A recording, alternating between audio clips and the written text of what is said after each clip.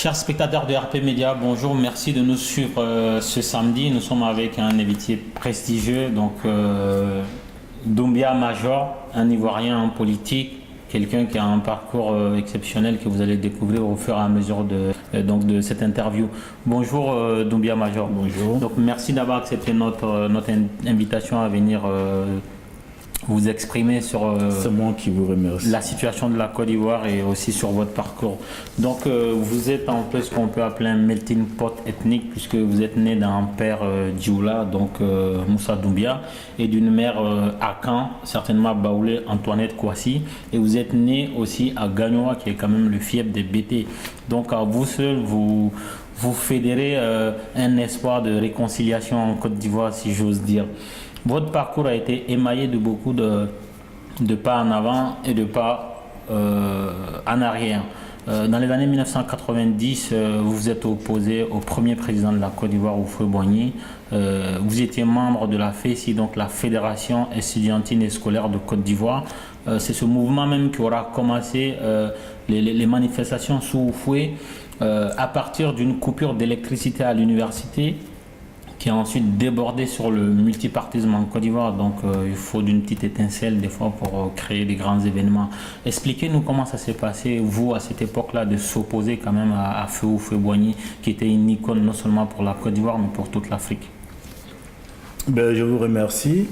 Il faut dire que c'est un plaisir pour moi d'apporter ma pierre on ne va pas utiliser le terme d'émergence, mais bon, développement peut-être, voir ce média grandir, géré par des jeunes Africains, c'est tout à fait normal que je vienne discuter avec vous. En 90, le mouvement de 90, c'était un mouvement insurrectionnel qui est parti de ce que vous savez, ce qu'on appelait les vents de l'Est à l'époque. Et l'Afrique s'est retrouvée confrontée à une situation où les populations avaient soif de liberté, étaient dans un élan où il fallait mettre fin à ce que nous qualifions de système de parti unique qui existait.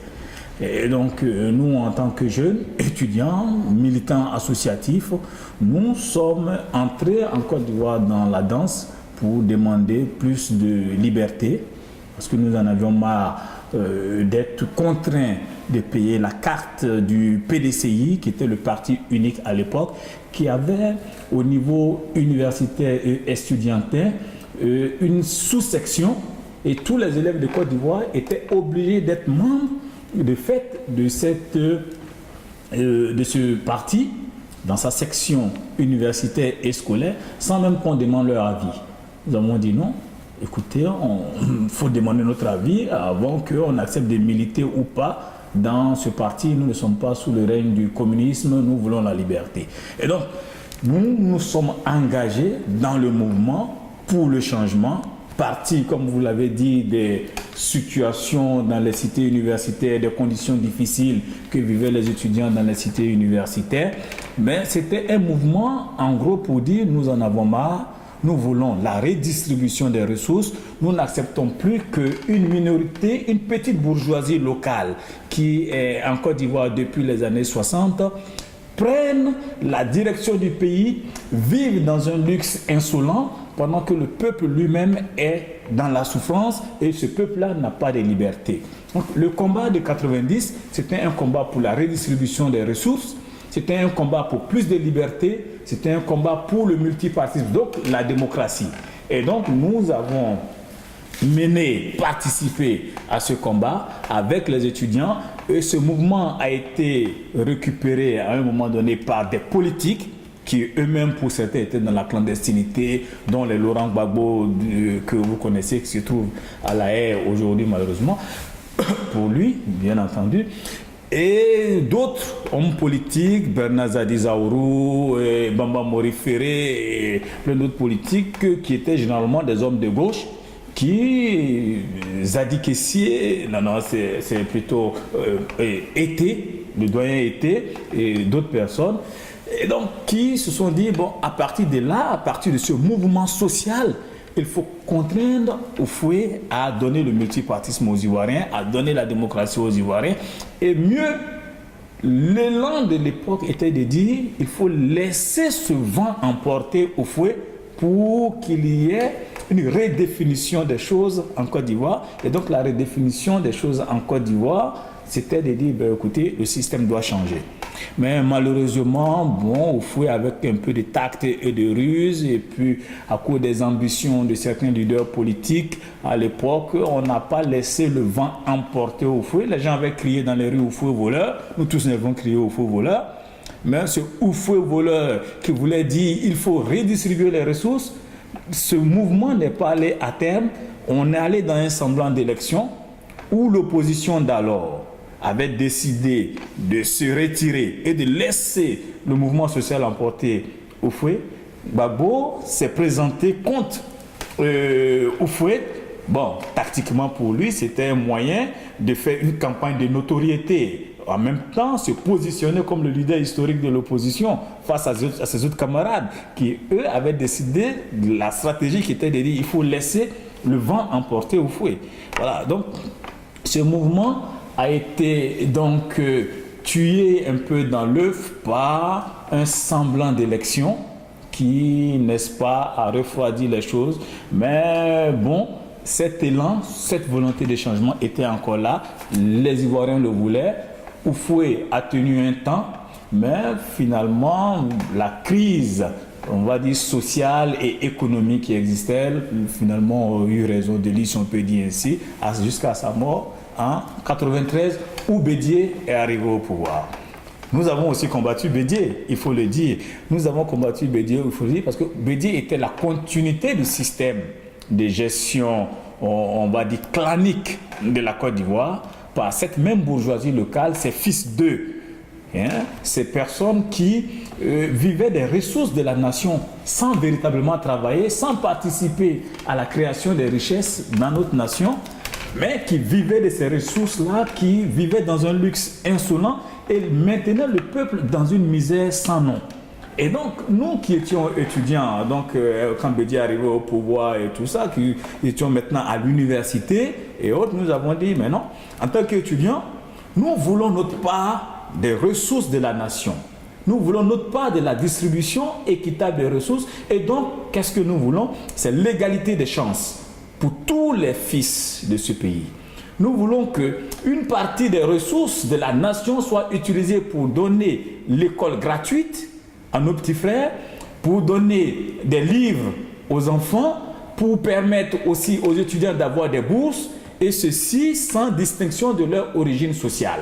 Et donc, qu'une part considérable de nos ressources soit utilisée pour nous donner l'égalité des chances, parce que pour nous, l'école et la connaissance sont le moyen indéniable d'égalisation, un moyen d'effacement des différences au niveau social. Nous avons mené ce combat et nous avons mené aussi le combat contre le discours de Bédié qui était le discours d'ivoirité qu'il a lancé au niveau politique pour écarter l'un des membres du PDCI, Ouattara, parce que Ouattara était un membre du PDCI, qui était un des adversaires internes au PDCI à Bédié. Donc ce discours d'ivoirité qu'il a lancé pour écarter, pour marginaliser Ouattara, et donc discours de préférence nationale qui présentait en même temps Ouattara comme l'étranger. Et nous avons dit, mais écoutez, qu'il soit étranger ou pas, ce monsieur est né en Côte d'Ivoire, pour ce que nous savons, à Dimbokro, c'est un des fils de la nation.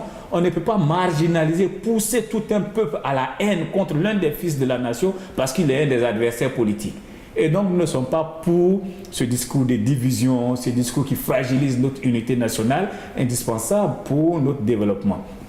Nous l'avons combattu à cause de son discours, mais nous l'avons combattu aussi parce qu'il était le porte-flambeau d'un clan qui pillait les ressources de la nation. Et donc ce combat a été fait. Moi, nous avons connu des arrestations, nous avons connu des brimades, et bon, jusqu'à ce que la situation de pourrissement créée par Bédié lui-même crée les conditions d'un coup d'État, le coup d'État des Guéhi, que nous avons soutenu, parce que pour nous, Bédié n'était pas un démocrate. nous continuons de penser que quelqu'un qui manipule les populations, qui pousse les populations à la haine avec un discours identitaire ne peut pas être quelqu'un qui a une vision positive pour sa nation. Et donc, nous avons effectivement soutenu le coup d'État de 99 parce que Gueye nous avait dit qu'il venait pour remettre toutes ces choses à plat, donner... Balayer la maison. Balayer la maison, c'était ses termes. Et donc, à l'arrivée de Gueye, on a vu, nous attendions à ce que tout soit mis à plat et que les politiques fassent une politique saine. On a vu qu'il a eu des ambitions lui aussi et que ces ambitions ont fait que finalement, il va reprendre le discours qu'il était venu combattre, une partie de l'ivoirité. Nous avons participé, nous, à l'écriture de la Constitution de Côte d'Ivoire en tant que membre des commissions consultatives constitutionnelles. Et on a vu ce qui s'est passé au sein de ces commissions. C'était vraiment, c'était sale. C'était du discours identitaire. On traitait certains de non-ivoiriens. On disait que la femme du président doit être noire, ivoirienne à la peau noire, faisant allusion à Ouattara. Mais c'était l'ivoirité de Bédié reprise au sein de ces commissions, reprise par le parti de Laurent Gbagbo, qui, lui, sachant que Bédié était parti de la Côte d'Ivoire, était exclu de la Côte d'Ivoire, a voulu récupérer les militants donc, de Bédié. Qu'est-ce qu'il a fait? Il a mis en place ce qu'il appelait le Front patriotique, avec les anciens du PDCI, des gens comme les Fologo et Brogrébé, en tout cas les haineux du PDCI qui étaient partis. Il s'est positionné même comme le défenseur des baoulés et il a dit celui qui touche un cheveu d'un baoulé aura affaire à moi. Donc tactiquement, c'était un moyen pour récupérer l'électorat du PDCI, Bédié étant extérieur, et il a récupéré aussi le discours du PDCI qui est devenu le discours patriotique. Le discours patriotique reprenant donc le discours de l'ivoirité auquel il a adjoint un pendant qui est le discours anticolonialiste. Donc voilà un peu la composition du discours de Laurent Gbagbo qui a deux volets, un volet nationaliste et un volet anticolonialiste. Le volet nationaliste identitaire qui reprend le discours de Bédié et continue la stigmatisation de Ouattara et de tout ce qui est présenté comme non-ivoirien, ce que certains disaient des Ivoiriens de circonstances, opposés aux Ivoiriens qui certains ont qualifié d'Ivoiriens de souches multiséculaires, ainsi de suite, voyez-vous. Donc ce discours de haine mélangé à la xénophobie, mélangé à la ségrégation, à la division des Ivoiriens, a perpétué sur Laurent Gbagbo, qui a même à un moment donné pris des décisions allant dans le sens de dire pour faire désormais les cartes d'identité, chacun doit aller dans son village. Donc, il y a des jeunes Libanais qui sont en Côte d'Ivoire, qui logiquement sont de la peau blanche, qui n'ont pas de village. Il y a certains qui viennent du Burkina, qui sont nés en Côte d'Ivoire, qui n'ont pas de village. Donc, tous ces discours allaient dans le sens de stigmatiser l'étranger, de confondre l'étranger avec Alassane Ouattara, et tout ça. Et donc, c'est ce climat malsain, ce climat d'exclusion, ce climat qui était un climat de discours identitaire qui finalement a créé les conditions de la guerre en Côte d'Ivoire. On ne va pas dire qu'il n'y avait pas d'autres personnes qui profitaient de cette guerre. Gbagbo, dans son pendant, je vais dire, néocolonialiste de son discours, s'est aussi fait des ennemis à l'extérieur, notamment les Français et d'autres personnes qui avaient des intérêts en Côte d'Ivoire et dont le discours de Gbagbo n'arrangeait pas. Et donc, il a réussi à fédérer et les colonialistes et tous ceux qui étaient exclus par le discours identitaire contre lui. C'est pour ça que j'ai dit la guerre est son bilan. Le bilan de son discours, le bilan de son échec à unir les Ivoiriens à travers un discours fédérateur qu'il n'a pas réussi à créer. Et donc, nous autres qui avions été même déjà chassés en 2000, quand Gbagbo a pris le pouvoir, parce que bon, nous avions demandé à l'époque, quand on était responsable étudiant, que la fédération estudiantine ait une position neutre, ce qui n'arrange pas Gbagbo, qui à l'époque était en alliance avec le général Gueye. Moi, j'ai fait la prison, j'ai été torturé. C'est des tortures qui sont indicibles. Prendre des fourmis magnans, le mettre sur le corps de quelqu'un, mettre des fourmis magnans dans des pneus et me mettre dedans, me tabasser. C'est des choses qu'aujourd'hui j'ai du mal à évoquer. Mettre un individu dans des caniveaux à Djamé et le bastonner jusqu'à le mettre nu dans sa nudité, me faire dormir dans des cellules où les toilettes sont là, je dors à même le sol au niveau de la brigade de recherche. Ce que j'ai vécu au commandement supérieur, c'est des choses qui sont vraiment inhumaines. Voyez-vous? Donc, moi, je suis allé en exil en 2000, comme vous l'avez évoqué tout à l'heure, au Ghana. Et puis après, j'ai essayé de rentrer en Côte d'Ivoire quand il y a eu des tentatives pour m'éliminer. Babo avait tenté de faire passer un discours d'unité nationale, mais de surface. Après, quand nous sommes arrivés, on a vu que ça ne servait à rien de rester. Finalement, on est parti. Moi, je suis arrivé en France. 2002, il y a eu le coup d'État. Bien entendu, il y a eu d'autres actions en janvier, tout ça avant. Comme mes amis qui j'ai connus à Akwedo, notamment Ibrahim Koulibaly, que j'ai connu à Akwedo quand j'étais arrêté, m'a dit, écoutez, Doumbia, c'est nous, ce sont mes amis qui sont à l'origine de ce coup. Nous voudrons que tu nous soutiennes et que tu nous apportes ton expertise pour amener le monde à comprendre que ce n'est pas un mouvement de voyous qui viennent pour voler et autres, que derrière, il y a une motivation politique qui est que nous voulons l'unité de la nation, nous voulons la redistribution des ressources. À l'époque, on appelait ça le NOP, le Nouvel Ordre Politique et Économique. Donc, derrière l'action du 19 septembre, il y avait une volonté d'unir les fils de la Côte d'Ivoire, mais derrière, il y avait une volonté de combattre une bourgeoisie locale qui utilisait le discours identitaire comme moyen de conquête et de conservation de pouvoir, et pouvoir que cette bourgeoisie locale utilisait pour piller les ressources de la nation. Donc, derrière cette action, c'était une véritable révolution. Une véritable révolution, c'est pourquoi ces jeunes gens qui ont mené ce combat de 2002, et le pape même à l'époque disait que c'est la première rébellion qu'on voit où les gens ne volent pas, ils ne cassent rien et ils protègent les populations. Voilà. Et donc, c'était à la base un mouvement propre contre un système identifié qu'il fallait combattre. Donc, pas d'exaction, pas de vol, et la cible étant la cible. C'est le système. Voyez-vous? Et donc, quand les camarades, je les appelle camarades parce qu'on s'est connus, on a vécu l'exil ensemble, on dit, écoutez, mets des structures pour nous aider. J'ai contacté des amis, on a mis des structures, des MPCI en France, d'autres amis, on a mis des structures en Israël, des structures au Canada et autres. On a mis en place des sites internet pour appuyer la communication. D'autres étaient allés jusqu'à l'Union européenne et tout. Donc, vous voyez, on a fait ce travail d'humanisation de cette action du 19 septembre.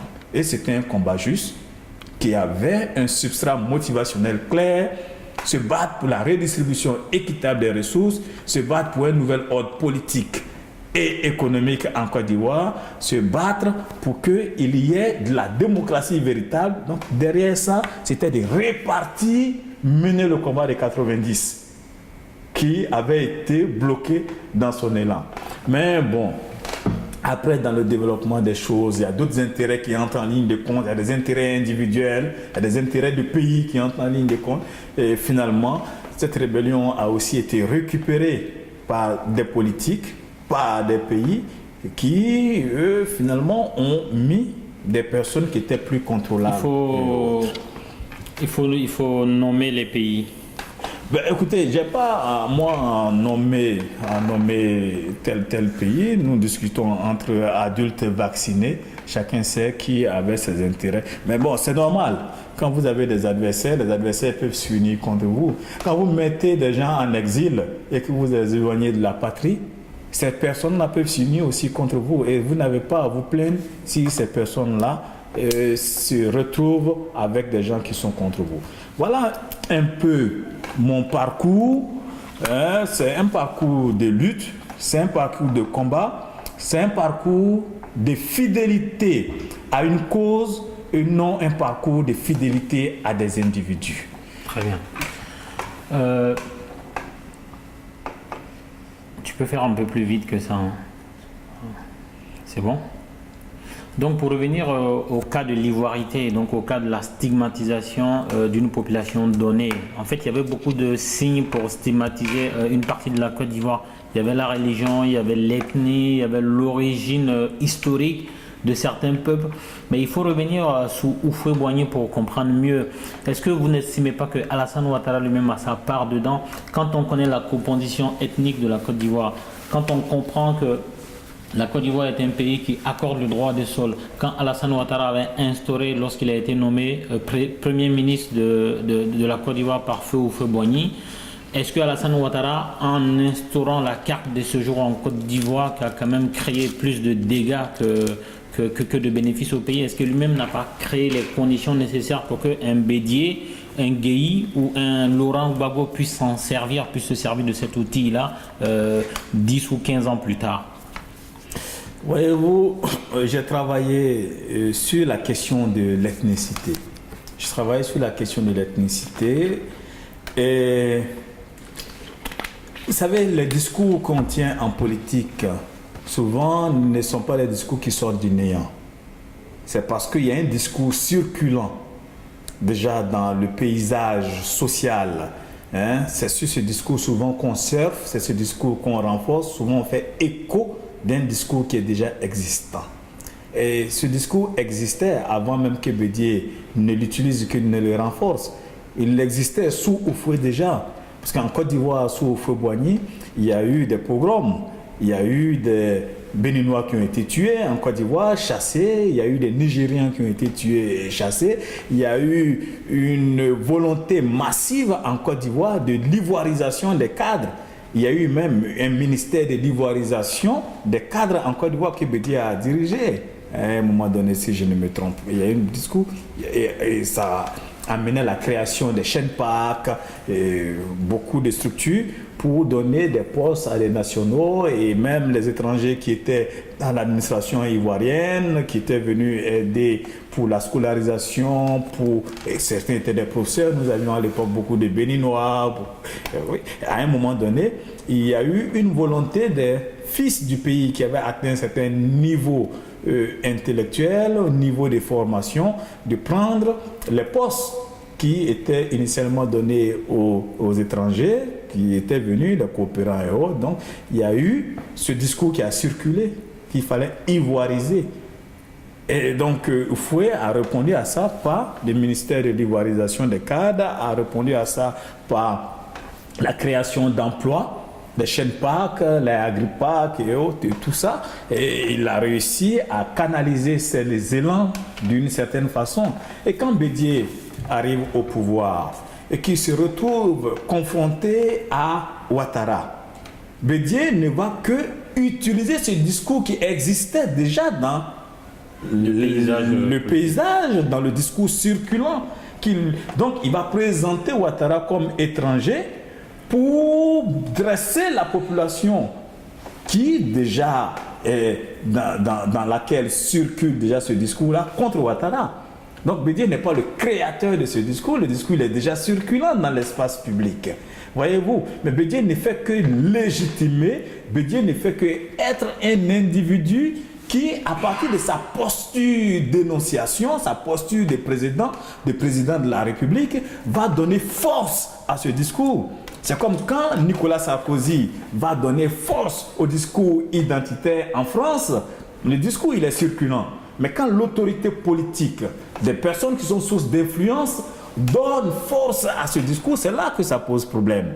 Sinon, le discours de haine, dans tous les peuples du monde, il y a des discours de haine contre les étrangers, contre les demi-nationaux, contre les nationaux d'une certaine génération. Il y a ce discours qui circule. Mais ce sont les politiques qui doivent lutter contre ces discours qui sont circulants. Ce sont les politiques qui doivent travailler à l'unité de la nation. Mais c'est le travail que Bédier n'a pas fait. Donc, il a utilisé les rumeurs qui circulait sur l'extranéité de Ouattara, qu'il a renforcé dans l'objectif d'utiliser ces rumeurs, qui, je ne sais pas si ce sont des vérités ou pas, moi je ne connais pas Ouattara à fond, mais simplement il sait que c'est un Ivoirien par sa naissance à Dimbokro. Donc il a utilisé ces rumeurs pour stigmatiser, pour le marginaliser politiquement. Ouattara en réponse donc à l'action de Bédié, Ouattara qui est aussi très rusé, il ne faut pas penser que c'est quelqu'un de candide ou de naïf, s'est mis lui aussi dans ce même schéma par le discours victimaire. Bon, écoutez, on veut m'écarter de la politique parce que je suis musulman et du Nord. Donc, il utilise deux variables. La variable religieuse, musulman, et du Nord. Et ce Nord, il n'est pas circonscrit, puisqu'il ne dit pas je suis de tel village, mais il dit du Nord. Donc, le Nord, en Côte d'Ivoire, commence peut-être, on va dire, de Bouaké jusqu'à Pogo, ou à l'Aleraba, à la frontière vers le Burkina. Donc, il fait un groupe plus large, et dans ce groupe, il met des groupes religieux. Donc, si tu es musulman et que tu es à Abidjan, il se met dans ton groupe, que tu le veuilles ou pas. Voyez-vous? Donc, il se met dans une posture victimaire pour répondre à la posture, au discours d'exclusion de Ouattara. Mais vous faites bien de dire que Ouattara a mis en place les cartes de séjour et que les cartes de séjour vont consacrer une division de la Côte d'Ivoire entre nationaux et non nationaux. Mais je pense que c'est véritablement pas ça le vrai problème. On peut mettre en place une carte de séjour. J'ai précisé que vu le mode de peuplement de la Côte d'Ivoire c'est un pays récent.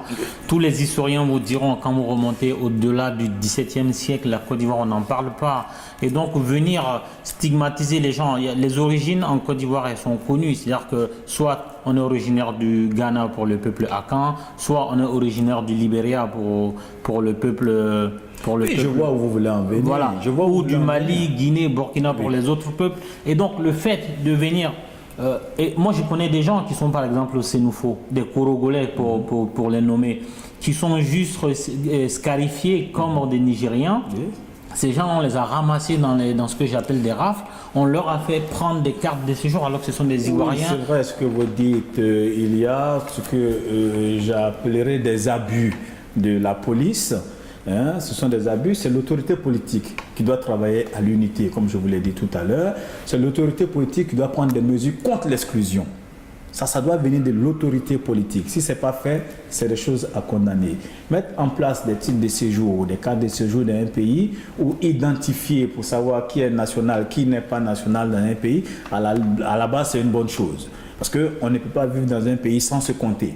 Parce que toutes les politiques, que ce soit sociales, de redistribution ou toutes sortes de politiques, c'est basé d'abord sur l'identification. L'identification des gens. Il y a une contradiction dans ce que vous êtes en train de dire pour justifier ça. Parce que déjà en Côte d'Ivoire, on faisait payer, comme vous l'avez dit au début de votre présentation, on faisait payer la carte du PDCI à tout le monde. Y compris les étrangers. Y compris les étrangers. Oui, ce sont des contradictions, ce sont des aberrations. Mais ce que je veux dire, quand Ouattara arrive et qu'il met en place la carte de séjour, l'objectif, on va dire c'est un objectif de raquette des étrangers. Bien sûr. À un moment donné, pour enfler les caisses de l'État qui sont vides quand il arrive au pouvoir, parce qu'il arrive dans une crise véritablement économique. Donc, c'est une solution, entre autres, c'est un impôt de l'étranger qu'il met en place.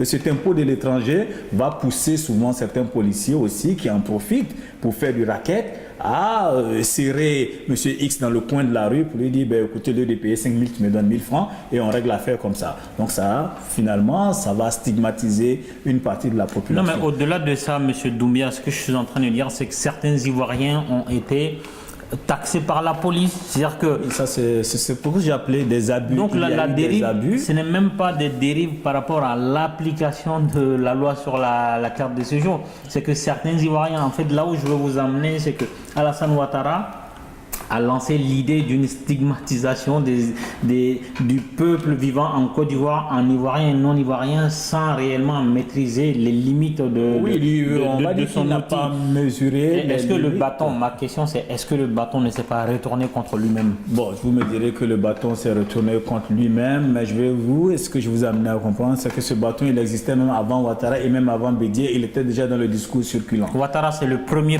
ministre de la Côte d'Ivoire. C'est la première personne à avoir mis sur papier cette application-là, donc ce n'est pas rien. Oui, il a une part des responsabilités. Il a une part des responsabilités pour avoir mis en place cette carte de séjour dont il n'a pas contrôlé le suivi et l'application sur le terrain. Il a une part des responsabilités pour avoir mis en place un discours victimaire qui englobait ce que lui il a appelé les Ivoiriens du Nord et les musulmans dans un conflit qu'il avait personnel avec Bédié, qui lui aussi a utilisé une stratégie d'exclusion qui était de tenir un discours de préférence nationale tout en présentant Ouattara concomitamment, je veux dire, comme un étranger. Donc, c'était des techniques de communication publicitaire à la limite.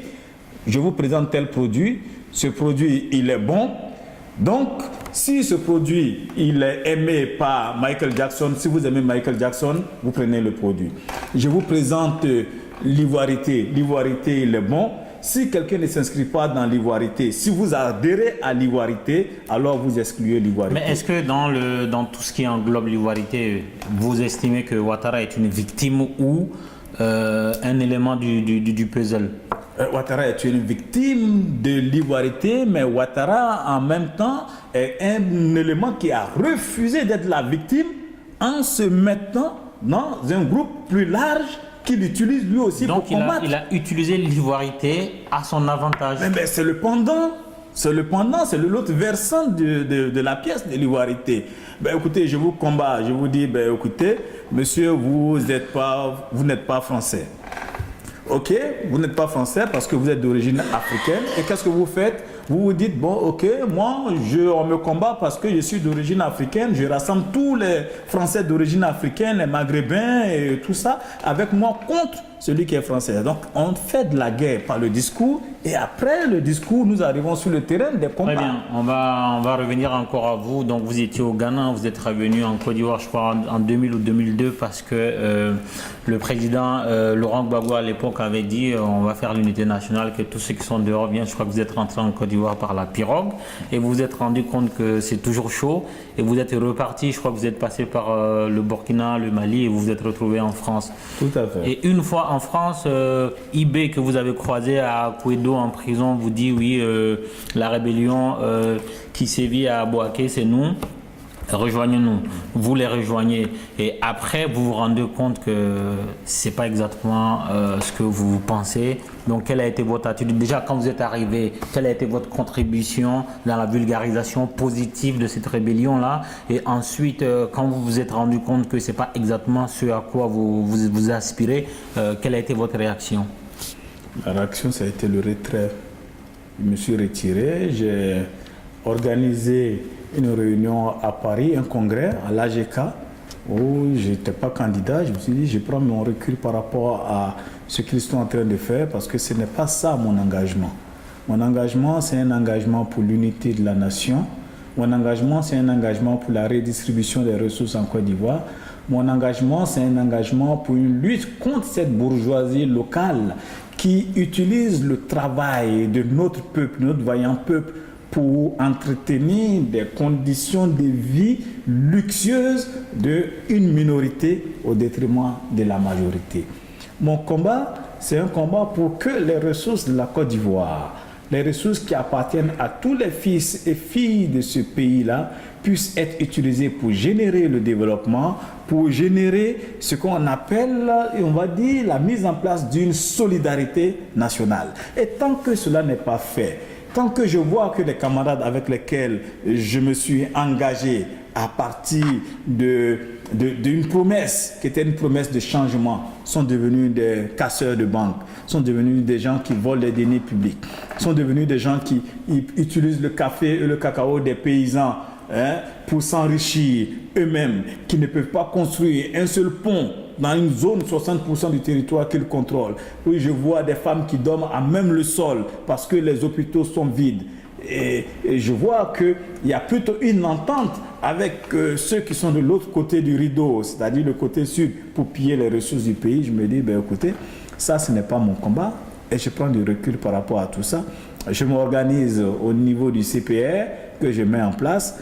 Et puis bon, la lutte continue comme on dit, parce que ma fidélité, ce n'est pas une fidélité. Le CPR, il faut le rappeler, le CPR, c'est le Congrès panafricain pour le renouveau.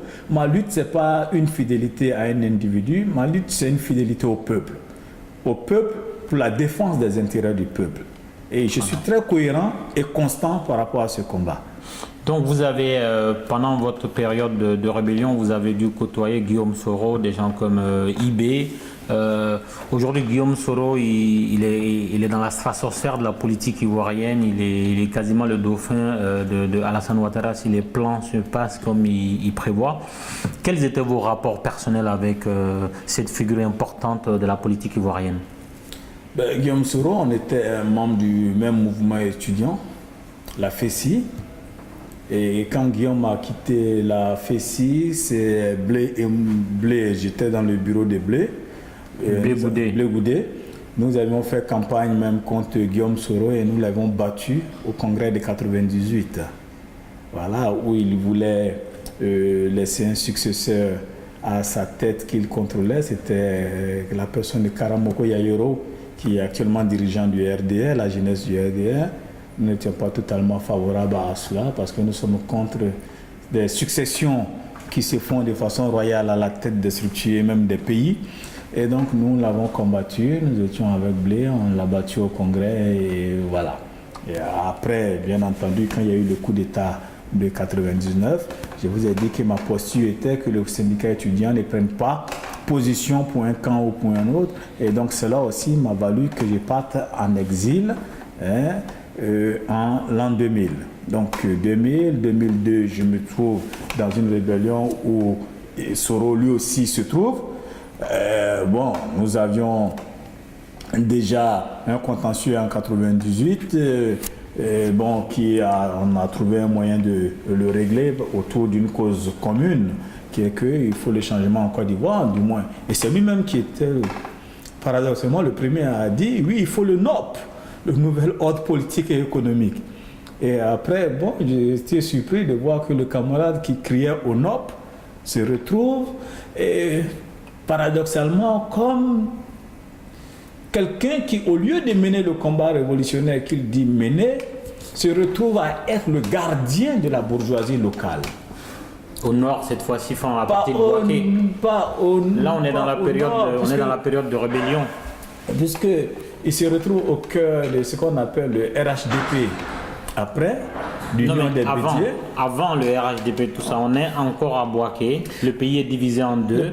On vous a fait appel pour aider la rébellion. La rébellion a été mise en place par Ibrahim Koulibaly. Ibrahim Koulibaly qui s'est retrouvé en exil comme nous, qui a été balancé à Ottawa par Guy Robert, parce que à l'époque, un certain nombre de personnes étaient soupçonnées d'être des personnes qui n'étaient pas malléables et qu'il fallait les écarter. C'est comme ça, moi j'ai été au niveau étudiant, j'ai été, on va dire, attaqué, torturé, et qu'on a voulu me contrôler au niveau étudiant parce qu'on était soupçonné de personnes qui n'allaient pas accepter l'exclusion peut-être de Ouattara. Donc souvent de façon même anticipée, on nous arrêtait, on nous mettait en prison. Moi, on m'a mis en prison pendant qu'on faisait le référendum, de manière anticipée et autres. Ibé aussi, je pense qu'on le soupçonnait d'être quelqu'un qui n'allait pas accepter le coup contre Ouattara, que l'union du FPI et du CNSP de Guéhi mettait en place. Lui aussi, il a été exclu. Et donc, on s'est retrouvés tous en exil. Donc, une fois qu'on est en exil, et les militaires qui sont parmi nous font ce qu'ils ont à faire, ce sont des militaires, et moi ils m'appellent. Et c'est les mêmes militaires qui appellent Guillaume Soro pour dire Guillaume, écoutez, viens nous apporter ton soutien. Et c'est IB qui nomme Guillaume Soro secrétaire général du MPCI. Et c'est IB aussi qui me fait appel pour apporter mon soutien à ce même mouvement. Donc, quelles que soient nos petites divergences passées, mais au moins on s'est mis d'accord. Je ne viens pas pour IB. Non, mais façon de parler. Moi je ne viens jamais pour quelqu'un. Non, vous venez parce je viens parce qu'on estime qu'il y a une cause à défendre. Et je suppose que Soro défend cette même cause. Et quand après je me rends compte que les camarades ne défendent pas la même cause que moi dans les faits, puisque les actes, j'aurais pu aussi aller voler. Quand ils ont cassé les banques, j'aurais pu aller demander ma part. Pour dire, camarades, on a donné ma part de telles choses, et puis j'aurais pu être seigneur de guerre quelque part, et puis piller la région en question, mais ça ne fait pas partie de mes pratiques. Ça ne fait pas partie de ce pourquoi je me bats. Donc vous vous êtes rendu compte que IB et Guillaume Soro, ça a donné à ces pratiques? Non, je me suis rendu compte déjà que Guillaume Soro a tout mis en place pour faire arrêter IB en France, avec l'aide d'autres personnes que je ne citerai pas aujourd'hui, se connaissent. parce que Guillaume n'était qu'un petit dans ce système. Hein. Et donc, une fois que leur ami a été arrêté, ils ont mis en place un système de prédation dans tout le Nord qui a pillé littéralement le Nord. Ils se sont enrichis, ils ont construit des maisons à Ouaga 2000, ils ont payé des maisons à Paris, ils sont passés par le canal de certaines sociétés, je vais dire immobilières bien connues, ici pour blanchir l'argent du diamant en payant des maisons. Et voyez-vous, donc après les maisons étaient revendues, la société immobilière prenait ses parts et autres, ainsi de suite. Donc, il y a eu tellement de pratiques sales, je me suis dit, ben, écoutez, je n'ai pas sali mon honorabilité en soutenant une rébellion pour venir faire de l'enrichissement illicite sur le dos de mon peuple. Donc je prends mes distances. Voilà comment j'ai pris mes distances. D'accord. Et quand Ibé a été arrêté, j'ai essayé de me battre pour le sortir. Je l'ai sorti de prison. Une fois qu'il a été libéré, c'est ici, j'habitais à Ivry, là, à la rue qui est juste à côté là. D'accord. Je l'ai fait loger à la rue... comme du Château d'Un, à Ivry aussi, chez un de mes amis là, à la porte de Choisy. Et après, quand moi je suis allé sur le terrain à Ouaga, je suis allé rencontrer Ouattara à la maison des hôtes, j'ai discuté avec Soro chez Djengere, et j'ai discuté avec les rois et chefs traditionnels, et ça m'a permis de comprendre beaucoup de choses dans ces choses. C'est pour ça que j'ai dit Soro, il était qu'un maillon dans le schéma d'arrestation de Ibé. Je lui ai expliqué à Ibé. Je dis, ben écoute, cher ami, la chose est plus compliquée que tu penses et plus complexe. Donc je te demande de te calmer parce que les enjeux et les intérêts dans cette affaire sont au-delà de ce que tu peux penser. Donc il n'a pas voulu me comprendre. Je lui ai dit, ben, si tu veux continuer ce combat comme tu le mènes, continue-le, je prends mes distances. J'ai pris mes distances par rapport à lui. J'ai organisé le congrès des forces nouvelles MPCI à l'AGK. Et j'ai compris que... Il faut expliquer à nos spectateurs ce que c'est que l'AGK. Ben, c'est une salle qui se retrouve, une salle associative qui se retrouve en métro Charonne. D'accord. Et voilà, donc j'ai organisé un congrès là-bas, je me suis retiré pour continuer mon combat. Je n'ai pas arrêté le combat. Voyez-vous, moi je suis dans une constance par rapport à mon combat. Je m'associe à des personnes. Si ces personnes-là me disent qu'elles voient les choses dans mon sens, je m'engage. En 2010, je suis allé soutenir Ouattara. Parce que Ouattara s'est engagé. Et d'ailleurs, on va parler de la gestion de Ouattara. Oui, bien sûr, on va en arriver. Il s'est engagé à se battre pour l'unité de la nation dans son discours programme. On va en arriver. Avant d'arriver là, donc vous avez combattu Oufoué, vous avez combattu Bédié, vous avez combattu Guéhi, vous avez combattu Gbagbo Laurent. Vous vous êtes allié avec Soro Guillaume et Ibé et ensuite vous avez divorcé. Vous avez soutenu Alassane Ouattara en 2010 et aujourd'hui vous ne parlez pas le même langage. Donc on en arrive. Avant ça, vous avez combattu Gbagbo Laurent. Aujourd'hui, Gbagbo Laurent est au CPI et on sait très bien qu'au CPI, on ne va pas faire un match de foot et revenir. Quand on y va, c'est pour le restant de ses jours. Comment vous avez vécu l'admission de Gbagbo Laurent au CPI? J'ai eu mal pour lui. Je me suis dit, mais voilà un monsieur qui, au tout début, avait un discours programmatique, un discours d'homme de gauche, qui, pour le pouvoir, a repris le discours de l'ivoirité, qu'il n'a lui-même pas créé. C'était le discours de Bédié. Parce qu'il voulait l'électorat de Bédié, il a repris son discours, il s'est mis dans un engrenage dont il n'a pu sortir, parce que quand vous mobilisez des gens avec un certain discours que vous pensez manipuler, après c'est vous-même qui êtes manipulé par ce discours, puisque vous devez maintenir une cohérence par rapport au discours que vous avez utilisé. Et donc ce discours-là l'a conduit dans un chemin qui est le chemin de la guerre, et c'est ce discours-là qui le maintient aujourd'hui à la haie. J'ai eu pitié pour lui, je me suis dit, ben voilà, en politique, on ne prend pas tous les discours, parce qu'il y a des discours qui peuvent vous conduire dans la guerre. En politique, souvent, quand vous n'êtes pas prêt, il faut savoir attendre. Vous qui êtes un observateur, vous qui êtes un observateur avisé de la scène politique ivoirienne, est-ce que vous êtes d'accord avec tout ce qui est reproché à Gbagbo Laurent, dont des exactions, des des meurtres, enfin, est-ce que vous êtes en accord avec ces choses-là? Gbagbo Laurent n'est pas forcément responsable de toutes ces choses. En tant qu'individu, il n'est pas allé violer des femmes. Mais quand vous êtes chef d'une armée, vous êtes responsable des actes de votre armée. Voilà. Mais est-ce qu'il cautionnait? Milosevic n'est pas allé forcément tuer des Serbes ou des... Voilà, mais on est responsable quand on est chef. C'est ça la aussi, question c'est, est-ce que Gbagbo Laurent cautionnait? Est-ce qu'il même il savait? La question même. C'est à vous que je pose, c'est moi qui pose la question ici. Moi, vous savez, quand vous avez été chef de groupe, de personnes et autres, vous n'êtes pas... Vous savez par expérience que souvent, des gens posent des actes en votre nom et souvent vous n'êtes même pas informé, vous êtes souvent le dernier informé dans la chaîne. Mais lorsque vous M. Doumbia, vous mettez en place... Mais vous êtes responsable. Oui, non, mais est-ce que je vais aller au-delà. C'est-à-dire que quand un Gbagbo Laurent s'approprie le discours de l'ivoirité, le discours de l'exclusivité, de la préférence nationale, et que derrière, il stigmatise, parce que l'ivoirité, il faut rappeler, non seulement ça mettrait l'ivoirien de souche, entre guillemets, au centre de toutes les prérogatives en Côte d'Ivoire, et aussi certaines ethnies, il faut le dire, étaient exclues.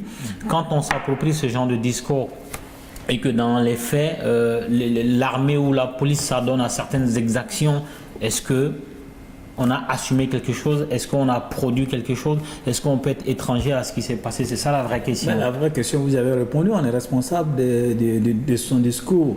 Même si Gbagbo, c'est une personnalité paradoxale. Gbagbo, personnellement, je ne pense pas que Gbagbo soit raciste. Et ça, chaque fois, je l'ai toujours dit, je ne crois pas que Gbagbo soit un xénophobe. Je n'y crois pas du tout. Vous pensez qu'il utilisait la xénophobie pour arriver à ses fins? Il a utilisé le discours de l'ivoirité à des fins politiques parce qu'il y avait des gens qui étaient déjà galvanisés avec ce discours, chauffés déjà à blanc. Il avait besoin de cette population. Mais dans les faits, Gbagbo n'est pas raciste. Et quand vous voyez sa vie, moi je l'ai combattu, Gbagbo. Mais il faut être sincère, il faut être honnête. Quand vous voyez la vie de Gbagbo, ce n'est pas la vie d'un raciste. Gbagbo s'est marié en France ici avec une blanche. Il a eu un enfant métis qui est de ma génération. On a fait la psycho ensemble, Michel. Gbagbo, sa seconde femme, mariée traditionnellement avec elle, c'est une femme du Nord, Bamba, Nadi Bamba. Gbagbo a été celui qui a supprimé la carte de séjour en Côte d'Ivoire. Gbagbo est celui qui recevait la communauté burkinabé au palais de la présidence en Côte d'Ivoire. Donc, Gbagbo, il a grandi à Gagnoua avec qui? C'était le Yacouba Silla. Et ses meilleurs amis d'enfance, c'était des jeunes Djoula. Même son chauffeur, je pense, je connais dans un quartier, c'était des Nigérians, des gens du Niger, on les appelle, c'est Nigériens. Voilà, a dit ça une dame que je connais, dont les enfants étaient des chauffeurs de Gbagbo. Donc, ce n'est pas quelqu'un qui dit dans sa vie de tous les jours qui est xénophobe ou qui est raciste. Non. Mais il avait besoin, de la même manière, Bédié a utilisé le discours tribal, le discours identitaire dans son schéma d'isolement, de marginalisation de Ouattara. De la même manière, Ouattara a utilisé le discours victimaire, tribal aussi et religieux dans sa conquête du pouvoir. C'est de la même manière que Gbagbo a utilisé le discours identitaire pour conquérir un pouvoir. Pour enfoncer le clou par rapport à justement à ce discours d'ivoirité et tout, le RDR, Rassemblement des Républicains, donc le parti de Alassane Ouattara, n'a pas été créé par Alassane Ouattara. Ça a été créé par deux dissidents du PDCI RDA. Il faut rappeler qu'il était le parti unique en Côte d'Ivoire. Il y a peut-être un seul vrai parti, un seul vrai grand parti en Côte d'Ivoire qui n'est pas dissident du PDC-RDA, c'est le FPI. Tous les autres partis sont des miettes du PDCI. Et donc après la mort d'Houphouët-Boigny, lorsque certains ne s'entendaient plus avec la direction que Bédié avait donnée au PDCI, donc une personne comme Henriette Dagri-Diabaté et une autre personne comme Denis Kobena, ces deux se sont mis ensemble, ils ont créé le RDR. Plusieurs années après la création du RDR, Alassane Ouattara, il n'y avait pas de trace d'Alassane Ouattara au RDR. Et donc, dès lors que Alassane Ouattara a mis les pieds au RDR, le RDR est devenu un parti des Djoula et un parti des musulmans. Est-ce que vous êtes d'accord avec cette présentation des choses? Il faut dire que, effectivement, le RDR naît de la dissidence du PDCI par un courant qu'on appelait à l'époque le courant des rénovateurs. C'était des jeunes qui voulaient avoir la parole à l'intérieur du PDCI, qui ont été exclus par Bédié, qui a un élan un peu dictatorial à l'intérieur du parti. Et donc, ils ont mis en place leur courant. Et ce courant-là, c'est Jenny qui l'a mis en place. Voilà, qui a été qualifié de Ghanéen. Et donc, qui avait besoin d'un leader. Et ce leader-là, Ouattara étant en conflit, Ouattara était membre du PDCI. Tout à fait. Ouattara étant en conflit, avait trouvé un arrangement avec Bédié pour se retrouver au FMI. Donc ce parti nouveau qui a été créé, qui a été soutenu aussi par le FPI de Laurent Gbagbo. Laurent Gbagbo qui était l'ami de Jenny Kobina, parce qu'ils ont fait la prison ensemble à Bouaké à l'époque. Et donc Gbagbo qui a aidé, soutenu matériellement, organisationnellement la création même du RDR, fait le Front républicain avec le RDR et tout ça. Donc le RDR a fait appel à Alassane Ouattara, qu'ils ont présenté comme leur mentor. Voilà. Et Alassane Ouattara a pris sa carte de RDR, après même la création du RDR, la carte qu'ils appellent la carte numéro 1. Voilà, donc Ouattara avait besoin de l'appareil, d'un appareil. Il y a des jeunes qui étaient en disgrâce à l'intérieur du RDR, du PDCI, qui ont mis en place une structure. Et ça a été une rencontre d'intérêt entre Ouattara et ces personnes. Bon, après, quand le RDR est créé et que on voit l'image de Ouattara derrière le RDR, le RDR sera stigmatisé à partir de ce moment comme le parti des gens qui suivent Ouattara, des gens qui suivent celui qui est présenté comme le non-ivoirien. Donc automatiquement, tous ceux qui se retrouvent au RDR sont soupçonnés d'être non-ivoiriens. Voyez-vous, et dans l'administration, il y a une purge qui va se faire des cadres du PDCI qui sont soupçonnés d'être proches ou d'avoir travaillé avec Ouattara ou qui sont des traites et autres. Et tous ces cadres-là stigmatisés vont se retrouver au RDR. Voilà comment le RDR naît d'une purge. Je vais dire, c'est une création à la limite de Bédié lui-même. Voyez-vous? À force d'avoir stigmatisé une catégorie de personnes, ils se sont retrouvés de fait. Donc ça, c'était la partie historique de la politique ivoirienne, un peu du parcours de Doumbia Major.